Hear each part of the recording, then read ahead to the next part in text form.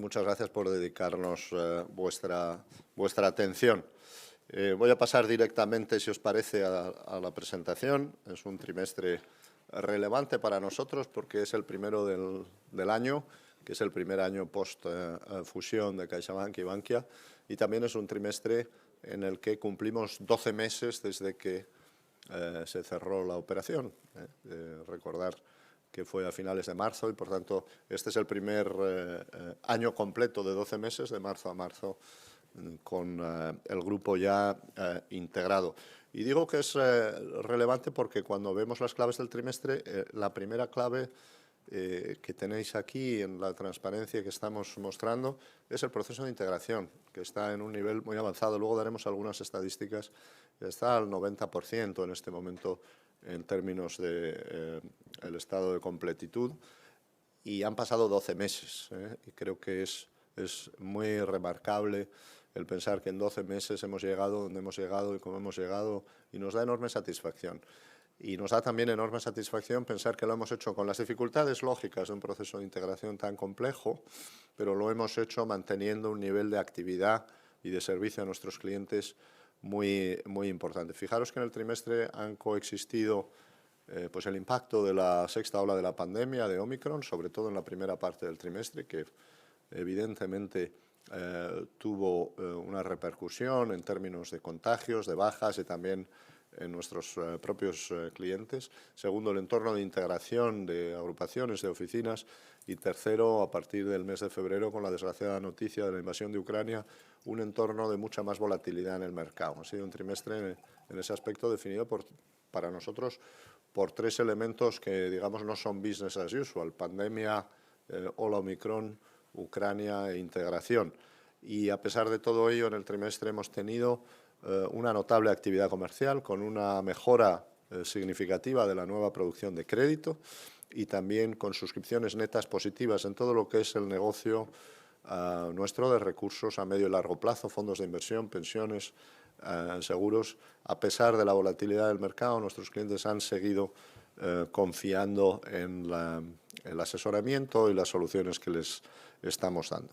Y en tercer lugar, la fortaleza de balance, que como casi siempre es una nota característica nuestra, a veces se vuelve algo aburrida, pero en este trimestre creo que es merecido destacar la caída de la tasa de morosidad. Nos cae del 3,6 al 3,5, lo veréis luego, con mejora de cobertura, y de nuevo un incremento muy importante en nuestros ratios de solvencia, que ya llegan al 13,4%, aparte de la liquidez que tenemos. En su conjunto tenemos un resultado donde nuestro margen de explotación mejora en un 6% y el resultado recurrente en un 21,9%. Hacer una aclaración: cuando hablamos de resultado recurrente, estamos hablando del primer trimestre del año 22. En el primer trimestre del año 21 no habíamos integrado todavía Bankia, por tanto lo que hacemos es sumar los resultados que tuvo Bankia en el primer trimestre del 21 para poder comparar, digamos, en bases homogéneas, y eliminamos los extraordinarios derivados del cierre de la fusión, muy notablemente el fondo de comercio negativo, porque son elementos que evidentemente distorsionan la comparación. Con esa comparativa ya más homogénea podéis ver estas evoluciones que son más indicadoras de lo que es la marcha subyacente del negocio. Y os hablaba primero del proceso de integración, que estamos al 90% de integración. Podéis ver que de los acuerdos de salida voluntarios, de nuevo recordemos, de empleados, aproximadamente 6.500, ya se han hecho efectivos el 90%, y de las oficinas integradas que teníamos en el plan, se han integrado ya a 1 de abril el 80%, pero de hecho ya a final de mes el nivel de integración es del 88%, por eso os decía en conjunto y redondeando que estamos ya al 90% de avance en la integración. Aparte de eso, hemos ejecutado muchas otras acciones, como bien sabéis: la integración de sistemas, integración de procesos, de circuitos, la alineación de modelos de negocio absoluta y, por supuesto, la integración de las estructuras directivas y en todos los niveles, que se han completado en su totalidad. Han pasado nada más que 12 meses. Durante estos 12 meses hemos tenido también un refuerzo del indicador que nos parece más relevante en la gestión del negocio, que son los clientes vinculados, como podéis ver, con incrementos de la tasa de vinculación de nuestros clientes, y también los indicadores de calidad, que lógicamente reflejan siempre una integración como la que hemos hecho, que se sitúan en marzo en niveles, digamos, adecuados de business as usual, como estaban antes de la integración. Por tanto, en este momento, sin decir que hemos acabado la integración, porque no la hemos acabado, ese último 10% es importante y todavía requiere un esfuerzo muy notable de nuestros equipos. Sí es verdad que, habiendo recorrido tanta parte del camino, podemos decir y repetir que estamos muy satisfechos, que consideramos que ha sido un gran éxito, tanto en su vertiente de sinergias como en la velocidad a las que las estamos consiguiendo. También decir que el banco, el grupo, sigue teniendo una vocación de servicio universal. Hemos hecho una gran integración, pero estábamos hablando de dos grandísimas entidades, y en este momento seguimos manteniendo la red más extensa y también, lógicamente, la mayor base de clientes en su totalidad, y también digitales. Recordar cosas conocidas: la red de sucursales del grupo es el doble que la del siguiente competidor, por tanto, seguimos manteniendo una capilaridad, una cercanía extraordinaria. Las integraciones que hemos hecho, que han sido muchas, en su grandísima mayoría, el 90%, se han hecho con oficinas que están a menos de 500 metros y, por tanto, con muy poca disrupción desde el punto de vista de distancias para aquellas personas que usan más activamente la oficina. Mantenemos la presencia en más de 2.200 municipios. En 471 de ellos somos la única entidad. No nos estamos yendo de las poblaciones. Tenemos un compromiso que repetimos, que asumimos en el plan estratégico anterior y que mantenemos después del proceso de integración, de no abandonar poblaciones. Creo que aquí estamos cumpliendo una función social muy importante.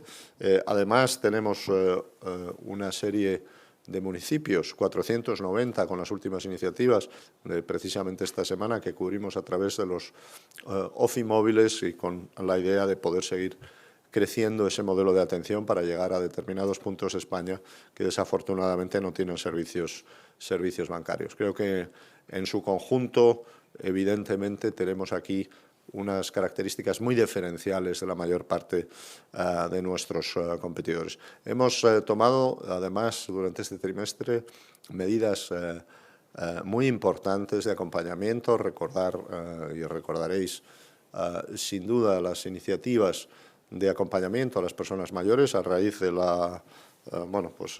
del fuerte eco social de esta cuestión. Recordar que hemos desplegado nuevos consejeros senior, empleados especializados. Hemos querido adquirir más tarjetas, más cajeros, adaptándoles para que puedan mantener la lectura de libretas, la adaptación del software y un largo etcétera, de las cuales tenéis aquí alguna medida y que después, si queréis, podemos profundizar.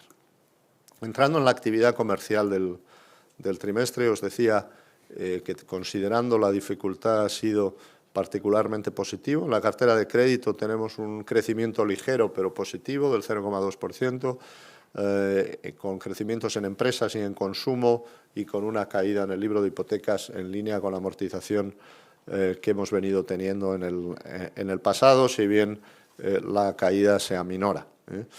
Para entrar en la evolución de la cartera de crédito, lo más adecuado probablemente es ver cómo avanza la nueva producción. Aquí tenéis los datos: nueva producción de pymes, casi 4.000 millones, supone un 22% más que lo que hacía CaixaBank y Bankia en el primer trimestre del año pasado. Por tanto, fuerte crecimiento, pero también en consumo, con un crecimiento del 18% sobre la misma cifra del año pasado, y en el negocio hipotecario, donde estamos ya creciendo tanto como un 14%, sin duda como consecuencia del renovado foco que estamos poniendo a través de la campaña My Home que comentamos en nuestra última presentación de resultados. La producción, en particular en marzo, como veis, ha subido con muchísima fuerza, un 58%, y tenemos buenas expectativas también en el negocio hipotecario, mientras que en el negocio de empresas y de consumo, aparte de las buenas expectativas, tenemos, yo diría, buenas realidades.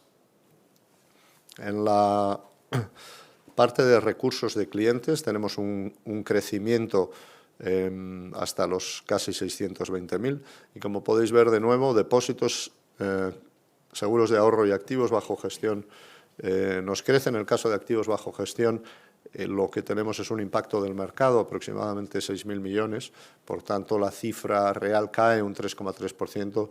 Os hemos puesto también cuál es la evolución sin el efecto de mercado, porque hemos tenido suscripciones netas positivas y la evolución allí en fondos de inversión y de pensiones pues sigue siendo positiva, ligeramente positiva, pero en un entorno de nuevo marcado por la altísima inestabilidad y volatilidad del mercado, son cifras que nos dejan muy satisfechos, ¿no? Su conjunto, como veis, hemos podido compensar el efecto mercado con el aumento de recursos por otras vías, y nuestra cuota de ahorro a largo plazo, de nuevo es la cuota media de fondos de inversión, pensiones y seguros de ahorro, nos sube en solo 3 meses 13 puntos básicos. De hecho, nos sube en todos y cada uno de las categorías. En fondos de inversión ganamos 5 puntos básicos, en fondos de pensiones ganamos 5 puntos básicos y en seguros de ahorro estimamos una ganancia muy superior a esa. Pero en su conjunto llegamos a ese crecimiento de cuota de mercado en un solo trimestre que, de nuevo, considerando el esfuerzo que supone la integración, es un resultado verdaderamente, a mi modo de ver, muy satisfactorio. El negocio de seguros, que lo vemos menos en las cifras de balance, pero sí en la cuenta de resultados, avanza muy bien. En los seguros de protección, como sabéis, hace tiempo desarrollamos la oferta MyBox, y con un producto a 3 años, con buenas condiciones y con cuotas mensuales y sin cambios en dichas cuotas durante ese periodo de 3 años, que ha tenido muchísimo éxito. Aquí veis las cifras en vida a riesgo, con una subida del 12%, y en las cifras de negocios de no vida, donde incluimos, lógicamente, salud, hogar, decesos, auto y alguna otra categoría, un crecimiento muy notable en la nueva producción, un 71%. Recordar que tenemos aquí un negocio muy pujante, que francamente es un factor muy diferencial respecto a otras entidades que compiten con nosotros en el sector bancario. Una breve mención a BPI en Portugal. BPI lleva muchos trimestres de evolución muy positiva. En el mercado ha seguido ganando cuota de mercado durante, bueno, pues ahora ya bastantes años. Aquí veis lo que es la variación de cuotas en los últimos 12 meses, positiva, muy positiva en crédito, en hipotecario y en depósitos, con estabilidad en el conjunto de recursos. La tasa de mora en niveles muy bajos, la tasa de mora medida con criterios de grupo en España, porque medida con los criterios de Portugal y de Banco Central Europeo es aún más baja, y por tanto pues una contribución muy positiva en los resultados del grupo, y una mejora, como veis, de la ratio de eficiencia de otros 100 puntos básicos en el último año. Si pasamos a la cuenta de resultados, aquí tenemos la primera línea que destaca por ser negativa, la caída del margen de intereses. Nos cae todavía un 5,4%. Aunque estamos hablando en este momento de una clara subida de los tipos de interés a futuro, todavía cuando comparamos los niveles que han afectado a nuestra cartera en el primer trimestre con los que afectaron a nuestra cartera hace un año, la caída es significativa, y por tanto tenemos un viento aún en contra de la evolución pasada de los tipos de interés. Y la verdad es que lo hemos estado compensando en gran medida con la buena evolución del negocio, de comisiones y de ingresos por seguros, que sabéis que son los resultados recurrentes, como definimos, o ingresos core para CaixaBank. Quiero recordar que los incrementos de comisiones no responden a mayores comisiones pagadas por servicios por los clientes, que de hecho bajan, sino a mayor actividad, más fondos de inversión, más seguros, más actividad por nuestra parte. Aparte de esa evolución de los ingresos core, lo que creo que destaca es un buen trimestre en cuanto a resultados de operaciones financieras, pero en niveles bajos que son habituales del grupo, puesto que no nos dedicamos a tomar riesgos excesivos en ese área, y sobre todo muy notable la caída de los gastos. Veis que en el trimestre ya bajan un 4,3% y esto es fruto de que empezamos a capturar las sinergias de la integración. Tenemos también caídas relevantes en la línea de provisiones, esa que llamamos pérdidas de deterioro de activos financieros y otros, como veis, 273 millones, que es un 22,8% de mejora, de menos provisiones en este caso, de lo que tuvimos el año anterior. En total, aquí tenéis dos columnas. En la variación interanual contable, digamos, son los resultados oficiales que marca la contabilidad, y la proforma, que es a la que me he estado refiriendo la mayor parte del tiempo, marca la base comparativa con esos ajustes que os decía al principio, de incluir todo Bankia y excluir todo Bankia en el primer trimestre, que no era parte todavía del grupo, y excluir los impactos extraordinarios de la fusión. Por eso hablamos de que en base comparable el resultado mejora un 21,9%, tras esa caída de las provisiones. Perdonadme que antes he dicho del 22,8%, una caída de las provisiones del 26%. Cierto detalle en los ingresos core, de nuevo una subida muy importante, pero porque en el primer trimestre del 21 no estaba Bankia. Cuando excluimos ese factor, porque si no subiría un 33,6%, lo que vemos es más la tendencia, esa reducción del 1,7%, con esa contraposición entre margen de intereses, que os decía, con la caída del 5,4%, y la subida del resto de los ingresos por servicio del 3,6%. Ahí podéis ver el detalle y cómo las comisiones estrictamente bancarias caen, y por tanto el resultado del aumento de los ingresos por servicios viene fundamentalmente de que estamos haciendo más negocio de ahorro a largo plazo y más negocio en protección en seguros. Los costes, como os decía, nos caen un 4,3% en base consolidada. Evidentemente nos aumentan al comparar con un primer trimestre donde no estaba Bankia, pero en base comparativa tenemos una caída del 4,3%, tanto en gastos de personal, que nos caen un 5%, como en gastos generales, con un 3%. Como os decía, ya a primeros de abril tenemos el 90% de las salidas ya efectuadas, y las sinergias de costes que anunciamos y que de hecho incrementamos hasta 940 millones, se están capturando ya en el año 2022 a un ritmo del 80%. El coste del riesgo mejora, con esa caída pro forma del 26%. El coste del riesgo como ratio acumulado sobre la cartera crediticia media baja hasta el 0,23%. El año pasado tuvimos en el conjunto del año 25 puntos básicos, 0,25. En este primer trimestre estamos en el 0,23 y esperamos mantenernos en esos niveles, en línea con lo que fue el año 2021.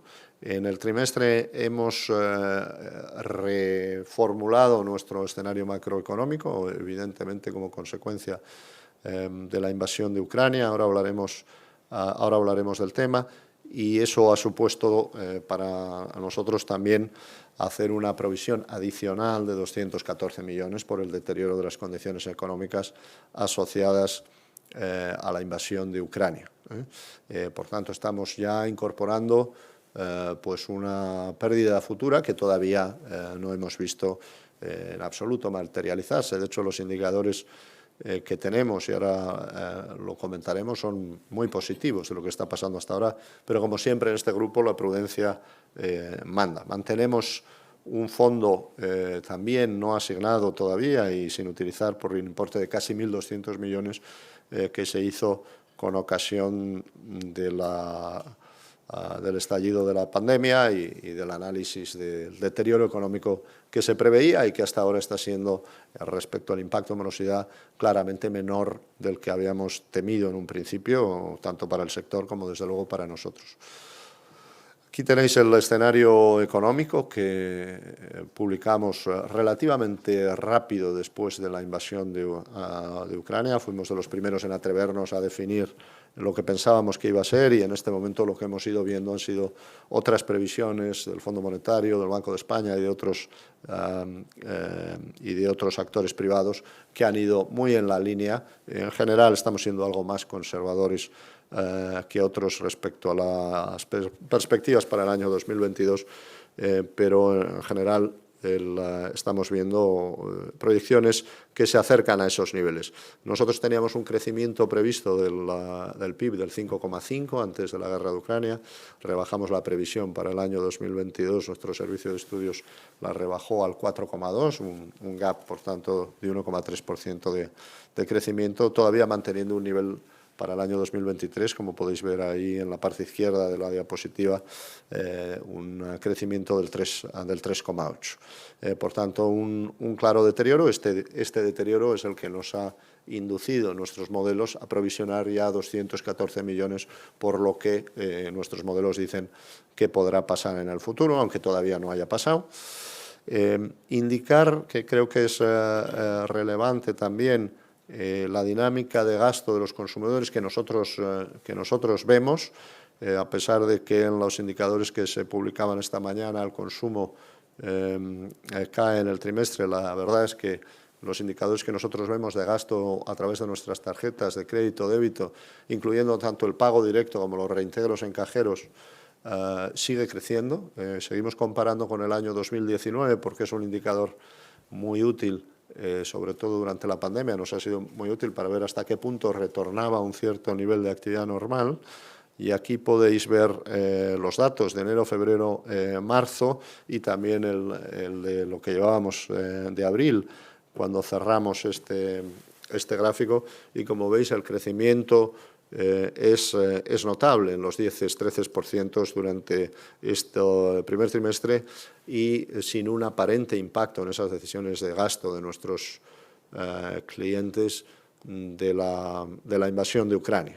Por supuesto, el que no lo haya habido hasta ahora no quiere decir que no lo pueda haber en el futuro. Siempre seremos vigilantes, pero el que no lo haya habido hasta ahora, sin duda, son buenas noticias y reflejan pues la capacidad de gasto que tiene el sector español, el país, después de 2 años de pandemia, ¿no? Y también estamos viendo muy buena evolución del gasto realizado por extranjeros que están en España, por no residentes, en particular en el mes de abril. Y esto no es más que lógico, viendo cómo las cifras de ocupación hotelera, en general de turismo, están repuntando con mucha fuerza, y la verdad es que somos optimistas que este factor turístico puede ayudar mucho a España en la recuperación en los próximos meses. También tenemos una breve mención a los tipos de interés.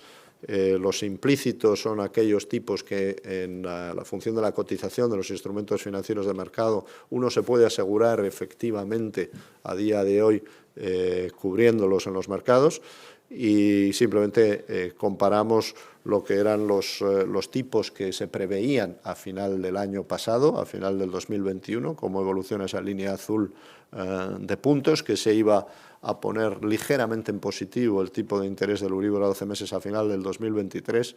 Bueno, lo que iba a ser ligeramente positivo a final de 2023 es una realidad hoy. Como sabéis, el Euribor a 12 meses ya está en positivo, algo más de 10 puntos básicos, y los mercados están estimando que se va a acercar al 2%, quedándose por debajo del 2%, pero bueno, en ese entorno al plazo del 2024. Esto, bueno, como bien sabéis, cambió de manera bastante significativa después de una reunión del Banco Central Europeo en febrero, y desde ese momento, con altos y bajos, pues se ha ido más bien acentuando las expectativas de que los tipos de interés van a subir de esa manera, que es evidentemente significativa, pero que en todo caso alcanza niveles siempre inferiores al 2% en el Euribor a 12 meses y claramente inferiores a esos niveles en las decisiones que pueda tomar el Banco Central Europeo sobre el tipo de intervención. Acabar con unas notas sobre el balance. Os decía que caracteriza el trimestre en positivo la caída del ratio de morosidad, o de la ratio de morosidad, del 3,6 al 3,5, con una caída también del saldo dudoso en términos absolutos, como podéis ver ahí, del entorno de los 280 millones. Eso supone, porque hemos seguido provisionando de manera bastante prudente, que nuestra cobertura se incrementa aún más. Tenemos una cobertura muy superior a los niveles históricos por esas provisiones que tenemos hecho no asignadas fundamentalmente por el tema COVID. Ahora, al ver la caída de la morosidad y que hemos mantenido un nivel de provisionamiento alto, lo que se puede ver es esa mejora de 2 puntos porcentuales de la cobertura, del 63 al 65. Por tanto, estamos combinando un nivel de provisiones que es relativamente bajo comparado con otras entidades financieras, de 25 puntos básicos, con una prudencia que nos hace superar aún más un ratio de cobertura que está entre los más altos del mercado. La realidad es que lo que hemos visto hasta ahora de indicadores de pago son buenos, esperamos que así sea. En conjunto, ya desde la integración, hemos rebajado la morosidad a 716 millones en un entorno que, bien sabéis, pues no ha sido precisamente fácil, el de los últimos 12 meses. Desde el punto de vista de capital, llegamos al 13,4, francamente muy por encima de nuestros niveles objetivo en cuanto a estructura de capital, con un trimestre potente, crecimiento orgánico de 37 puntos básicos y manteniendo en este momento un colchón muy cómodo, 511 puntos básicos sobre el requerimiento mínimo, y la ratio MREL con un exceso considerable sobre el nivel que se nos exigirá en 2024, con lo cual tenemos una asignatura aprobada realmente antes de que empiece el curso. Liquidez por encima de los 170.000 millones, con ratios de liquidez tanto a corto como a largo plazo de los más elevados. La liquidez sigue siendo un factor muy sobresaliente para el grupo. En el primer trimestre y en el mes de abril también hemos vuelto a ser emisores recurrentes, a pesar de la volatilidad de los mercados, habiendo emitido 2.500 millones de nuevo en buenas condiciones. Acabaría recordando que esa misma solidez financiera pues nos permite seguir apoyando a la sociedad. Siempre me gusta hacer alguna mención de esta labor que hacemos, que va más allá de la estricta de una entidad privada, y aquí quería destacar la labor de Microbank. Microbank, como sabéis, es un banco 100% propiedad de CaixaBank, que es una entidad de microcréditos, es el mayor operador en Europa, lo cual es muy notable. Tenéis aquí algunos datos sobre lo que ha hecho Microbank con operaciones que son pequeñas, 5.000, 6.000 euros, tanto a familias como a emprendedores, creando casi 285.000 puestos de trabajo desde su incepción y beneficiando a 1 millón de familias. Muy notablemente en las familias, pues el 51% de los beneficiados o de los beneficiarios son, de hecho, mujeres, y ha permitido pues a mucha gente desarrollar negocios y salir y encontrar soluciones, y sigue haciéndolo, que sin la intervención de una entidad como la nuestra no habría podido suceder. El Microbank es un caso de clarísimo éxito, con una cooperación muy íntima, muy notable con las instituciones europeas, particularmente con el Fondo Europeo de Inversiones, el European Investment Fund, y el BEI, el European Investment Bank, aparte del Consejo del Banco de Europa. Quería recordar la labor que estamos haciendo, que es muy diferencial en este aspecto para el grupo. Y también una nota sobre la situación tan trágica de Ucrania, donde hemos reaccionado, como creo que todo el mundo en este país y afortunadamente en la mayor parte del mundo, con una tremenda solidaridad, que es lo que corresponde. Y en nuestro caso, pues eso nos ha supuesto tanto poner la gratuidad de las transferencias a Ucrania, de los países de acogida, el uso de los cajeros automáticos gratis para los clientes de esos bancos, la flexibilidad en acceder a cuentas sociales, cuentas que no tienen ningún tipo de comisión y de las cuales tenemos más de 300.000, no solo a clientes procedentes de Ucrania, pero también una cuenta, pues de nuevo, que refleja esa función social que cumplimos, que nos parece muy importante, aparte de la recogida de donaciones, el apoyo de nuestra red de voluntarios y el traslado de refugiados a España a través de una serie de viajes con autobuses que hemos ido fletando y hemos traído ya más de 400 refugiados. Bueno, no quiero más que recordar que seguimos tomándonos muy en serio, que nuestra actividad y nuestra posición nos permite hacer más cosas de las habituales para contribuir a una mejor sociedad.